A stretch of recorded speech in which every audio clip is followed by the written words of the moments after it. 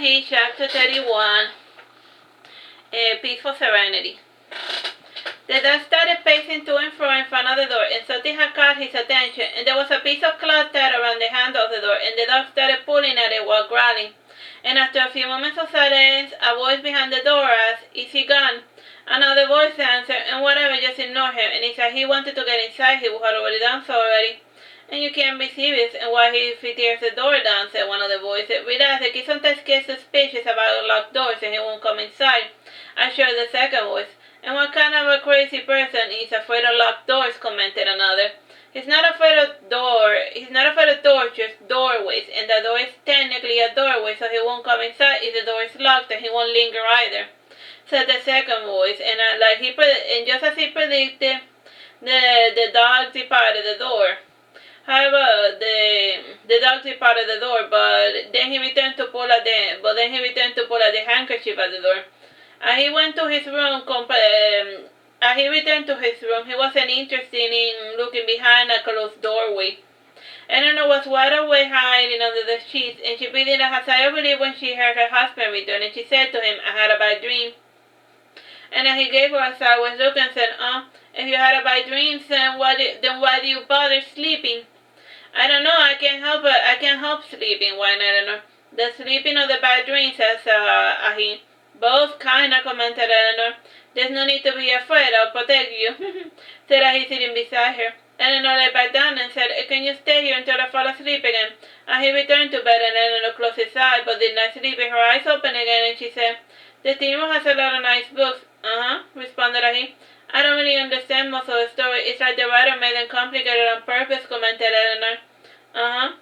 Said he. He gave a sardonic smile, but that was about it. Eleanor asked, "What are histories? Are they different from stories?" "Not really," responded he. "I asked Madonna the same thing, but she simply laughed at me and said that stories are fake while histories happen for real," explained Eleanor, looking at the back of his head. And he turned around and he faced Eleanor, and then he whispered, "The past is irrelevant, the here and now is the only thing that matters." "I guess," said Eleanor, pouting, and she asked, "And how can you go your life without sleeping?" He shrugged his shoulders, and Eleanor patted him and asked, "He?" He closed his eyes, and he looked genuinely asleep, and even his eyes were exhibiting a REM pattern. Eleanor chuckled and closed her eyes, and after an hour she was genuinely asleep, and he too slept, though it was a rare thing for him to indulge in. And it stopped raining for a moment, and no sound was heard from within the room, and he opened his eyes, and he got out of bed, and he went to the bathroom. The bathrooms in Artsy were pretty much identical. They had the white porcelain, white toilets, the same bathtub, same sink, wash towels, mirror, etc.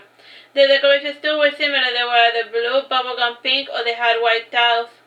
The only difference was in the roof, and since it was a bathroom, the roof was made solid to prevent the wood from the roof corroding. The person who had made the roof had gotten a bit creative. As a result, each of the roofs featured a constellation.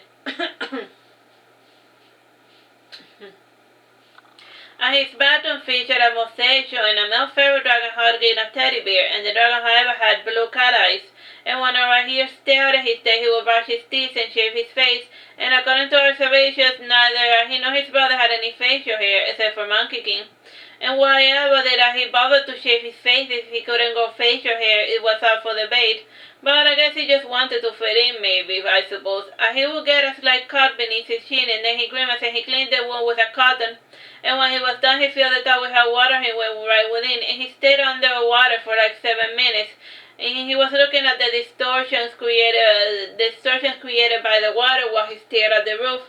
And after he finished musing, he washed his hair with the shampoo, and the shampoo was made of boiling sappitos with dry almond and rose petal extract for scent. And with his hair still foaming, he would get out the sponge and would get the sponge and a Castile soap, and the sponge was a true sponge harvested from the ocean.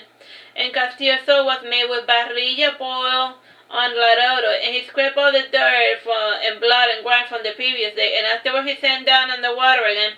And when the bubbles clouded up the surface, he would remove the plug from the tub and drain the soapy water, and when he was done, he would grab a bucket and fill it with water, and he would splash it over his hair and body until he was squeezed clean. And then he got a nearby towel and wrapped it around his long red hair, and he dried himself with another.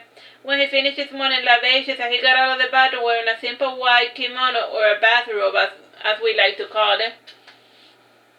He went to the closet and he picked out a fresh clean attire, the first clean attire that was around his reach. And normally he wouldn't pay attention to what he wore. And there were even days when he wore one of Eleanor's dresses, much to her consternation. And this time he started to stare at the castle, and it was the old castle he had worn the night he had been run out of the Duke's citadel. And he mainly focused on the red mask, and he caressed it gently as if he was afraid he was going to break it. And he sniffed it a little and frowned, and he took the mask to the sink and he cleaned it, and when he was done the mask had acquired its original white color. And after perusing the entire castle, he put it on, and he closed the door behind him and went upstairs, and he went out by the front door, which lay open, and a slender girl waited for him by the end with an open umbrella, and the girl had large black eyes, and it almost seemed that she had no pupils. And she wore a black maid's outfit, and she walked beside a heap while carrying the umbrella, and with her free hand she carried the part of a his cape that dragged on the floor. And a few yards from Artsy's door were the stables, and he went inside to check on Horsey. He groomed the horse and cleaned his teeth, and Horsey commented, "It's not necessary for you to continue grooming me. The stable hands are more than quite efficient on their labors." And he simply shrugged his shoulders, and Horsey then added, "I would prefer the stable hands groom me. Do you always brush me a little too hard?" And to make more of an emphasis on it, Horsey shrugged away from the heat, and he gave him a sideways look and frown. And then he stared for a moment at the brush, and he gave a low moan which sounded like a wounded animal. And Horsey lay down on the ground to meet eye to eye. And he rested his head on his shoulder, and he lowered his head and he hugged Horsey, and Horsey shrugged. "And careful, it's not the first time you broke my neck." And a servant girl took out his brush from his hand, and she wordlessly started to brush Horsey, and Horsey got up from the ground and he allowed her to finish. And when she was done, she saddled up the horse. And as he set up the saddle, and by now the rain had finally stopped, and the ground was still wet was faint from the morning drizzle. He snapped the reins and Horsey galloped out of the stable, and to the outsiders it seemed as if Horsey was galloping at full speed. However, at this point of the game, this was considered a light trot for him. And Horsey galloped out down the mound into the prairie, and the ground was aglow with fireflies, and the light was faintly reflected by the droplets of the water clinging to the leaves. And much to Horsey's annoyance, he kicked his side, and this was the usual signal that he gave because he wanted the horse to jump. Horsey stopped midair, and he went a few yards back, and when he got enough impulse, he jumped over the part of the prairie inhabited by fireflies, and Horsey landed on the road as a carriage happened to be crossing perpendicular to the place he landed. And he quickly turned to the left to avoid crashing into the horses, and regardless, the driver had ordered the horses to stop. And he heard from within the carriage some guys yelling, "And by the gods, why have you stopped?" And so this lunatic almost crashed into us as the driver pointing his whip at him. And the guy inside the car opened the window to look at him and commented, "I fear you may be right." And then he said, "Excuse me, boy, we are not from around here, and we seem to be lost. Which way is Tokai?" In response, he removed his hat, and he said, "It is nice to meet you, sir. My name is Ahi." "Ahi, we heard a lot about rumors about you in the capital. Is it true that you killed and eat humans for breakfast?" asked the man inside the carriage. The driver snapped and said, "If he's a heathen, we should not be wasting our time talking to him. And from what I hear, he's a Cretan." "He doesn't sound like a Cretan," said the woman's voice from within the carriage. And a third voice added, "And he could just be a highwayman pretending to be Ahi in order to rob us." The driver asked, "So what do you want from us?" "Nothing, I was just riding my horse when you nearly crashed into us." "And you should watch where you're going," said Ahi, putting his hat back on. The man inside the carriage commented, "You should have let me drive for the second half of the night." And the driver mumbled something unintelligible, and then he asked, "And you're from this part, right? We're looking for an inn to spend the night in." And he pointed to the horizon, and at first the driver thought he was pointing towards an inn.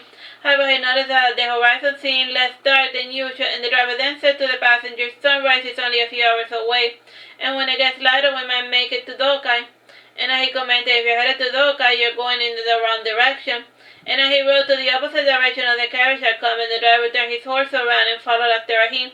And he led them to a dusty road, and after riding for an hour, they arrived at the stone road. And since it was still very dark, the golden color of the stone was somewhat opaque still.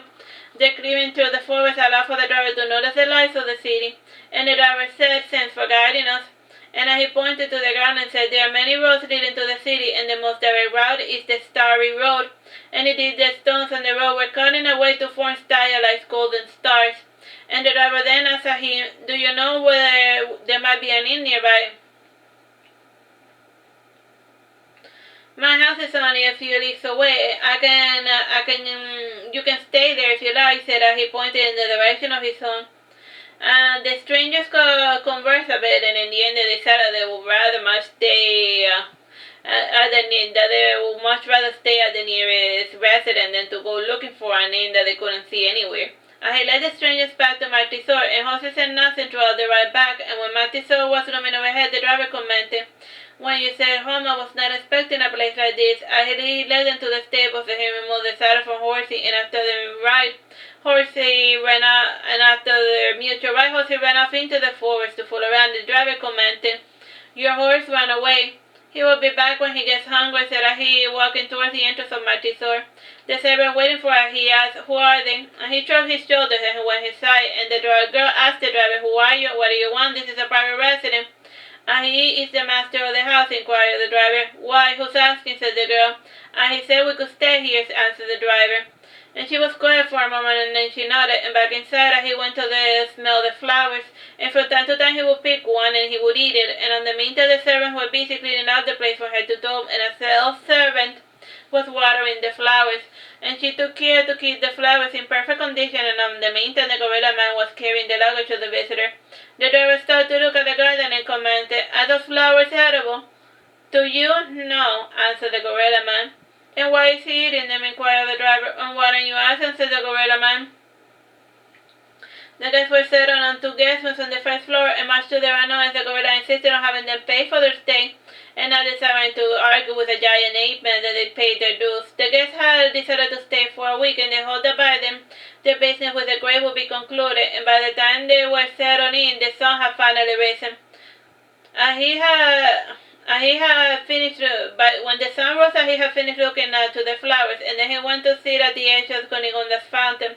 The gorilla man in the black kimono was waiting for her to emerge from the fountain, and based on previous observation, he was a silverback of the servants. And in layman's terms, he was his butler, and his name was Willie B. Ramsey, and despite his British appearance, Willie was quite meticulous and organized. He waited a few minutes for Conigunda to come out, and when she did not, he growled and punched his chest a few times, and Conigunda then got out of the water and frowned, and then she asked, "What is it? Cover your shame. We have guests," snapped Willie. She moaned, "I got nothing they haven't seen." "Coney," growled Willie. "Fine," snapped Conigunda, sitting below the fountain. And he leaned forward to look on the water, and the surface of the water showed many ripples and bubbles, and when Conigunda emerged again, she wore a green satin colonial ballroom dress.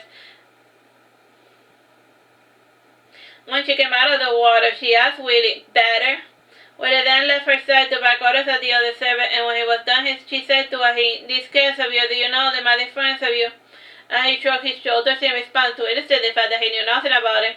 And then he lay down into the fountain and he drank water, and his clothes fell across his face as he drank, and Conigunda said nothing, and her eyes narrowed a bit, but then her face became expressionless. She sat beside him and looked over him while he drank his water, and he sat straight after he finished drinking, and when he met Conigunda's cold gaze, his eyes twisted then to the pearl she was wearing on her hair, and her eyes suddenly narrowed as she pushed a heat from the fountain, and his shoulders struck the ground not too hard, and he stood up in defiance, and then he chuckled and walked away, and when Conigunda noticed that he had turned his back on her, she got a rock from her fountain, and she threw it at a heap, but put it too much force and missed and falling among the flowers. And when he left the garden, he made his way to Eleanor's room, and Madonna was in the middle of dressing her. And her lower white dress was on, and her hands were raised up as Madonna put it on the second layer of the dress, and as was customary, Eleanor did not wear a corsage, and today she wore a blue colonial dress. And the only jewelry she wore was her wedding ring. Alright, that's the end of that chapter.